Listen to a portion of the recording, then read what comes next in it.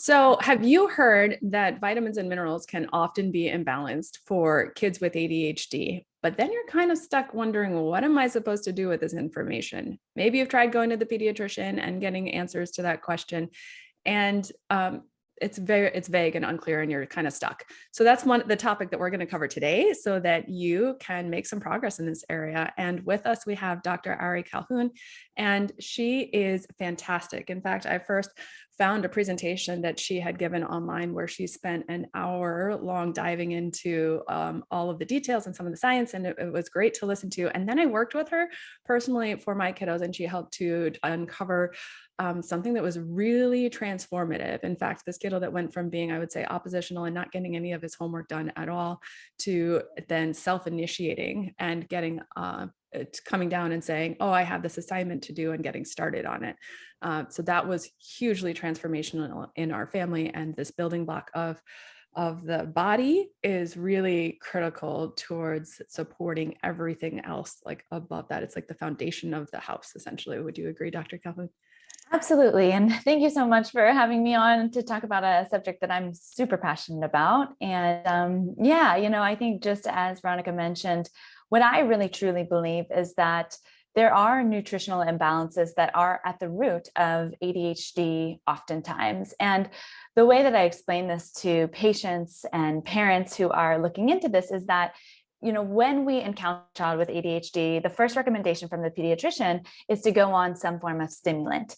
And what the stimulant is doing is really adjusting the neurotransmitter levels. And so I would say that, just like we would in conventional medicine or Western medicine, I agree that neurotransmitter imbalances are often a major contributing factor to an individual's set point, their ability to focus, their ability to handle different types of emotional triggers. And I also strongly believe that we can change that set point without the need for medication. And so what I do is I practice something called advanced nutrient therapy. I like calling it nutrient-based psychiatry, and essentially identify biochemically, what are the nutrients that make up these neurotransmitters? What are the nutrients that metabolize and keep these neurotransmitters balanced? And when we do a deep dive and really understand the levels of these particular nutrients that are associated with neurotransmitters, and we can make those adjustments, we can see these phenomenal results without the need for medication. So I would say it's the bread and butter of my practice. There's definitely layers on top of that. But anytime I have a kid coming in with issues with focus, with issues with behavioral problems, anxiety, depression, this is where I start. Amazing. So hearing then in the world of ADHD, you might hear or have already heard that there's, for example, mineral imbalances and vitamin deficiencies. And then as a parent, maybe the first place I go is to the pediatrician. And so I ask about that. We look at the blood work and everything seems fine. So can you dig into what is the difference between the data that you get in that kind of blood work and the data that you might pull or get? Yeah, and I think there's two main things. One, I think, first off, they may not be looking at the nutrients in the appropriate reference ranges. So they might be, we have a reference range, and it really only tells us if we're out of range if we are in the bottom 5% or in the top 5%.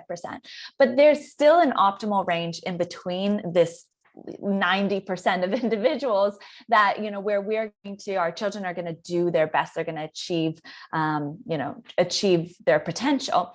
And so I think that's part of it. And iron is one of those nutrients.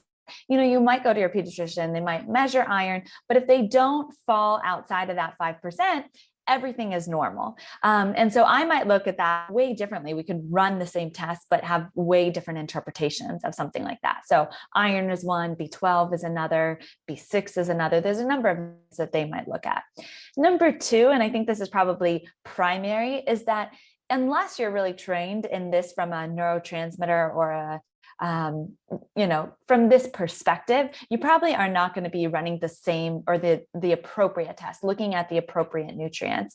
Because I can say, even as a naturopathic doctor, a functional medicine practicing doctor, I didn't examine for these nutrients until I was aware of how profound of a difference they can make on neurotransmitter balance. So those are the big differences. One is just they're not looking at an ideal reference range. And number two, they're just probably not testing for the nutrients that are most important. I think you highlighted something really interesting there when you said, even as a functional medicine practitioner, you looked at a little bit, but then you looked at it differently. Can you describe, because then I feel like so often a parent might go, okay, I'm going to start with my pediatrician, and then from there, I'm going to find a functional medicine person. So, but you just described it as kind of a third tier, maybe is a way to think of it. For sure. I'd say that the practitioners or the organization that I was trained through for this particular area of focus is something called the Walsh Research Institute. So walshresearchinstitute.org, and you can go to their practitioner directory, and they have a number of practitioners there that are trained in this method. This method, is something that was founded 60, 70 years ago. And really they first started looking at ex-convicts actually, and tried to understand what made their brains different, what made them impulsive, what made them, have these different psychological tendencies that the normal population didn't. And from there, once, they identified the key differences from a nutrient standpoint that made these individuals different, they started expanding that and looking at other psychological imbalances within that. So depression, OCD, ADHD. And so there's some key imbalances that we find in ADHD, such as low zinc, high copper, undermethylation, that again, if I were not trained in this, I probably wouldn't be looking for those. The other part that you highlight right there is how important having a specialist in this area is, really. I think for a long time, I was like, oh, I'm going to figure it out on my own. And it didn't work. So definitely encourage people to find a right person for this. And another question that I think a lot of people have is then, can I do this do I have to do this locally? So people might feel like this is, not available to me for whatever reason. When the reality, I think it can be done. To explain how you can do it completely remotely. So, I do a number, actually right now, I just moved out. I'm 100% virtual currently. So I work with individuals all over America, really all over the world. It's more difficult to get testing outside of the United States.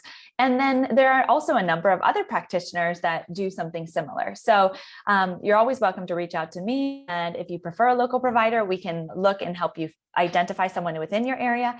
If you'd prefer to work virtually, and if that's easier for you as a parent, I understand that, then I'm also happy to support you.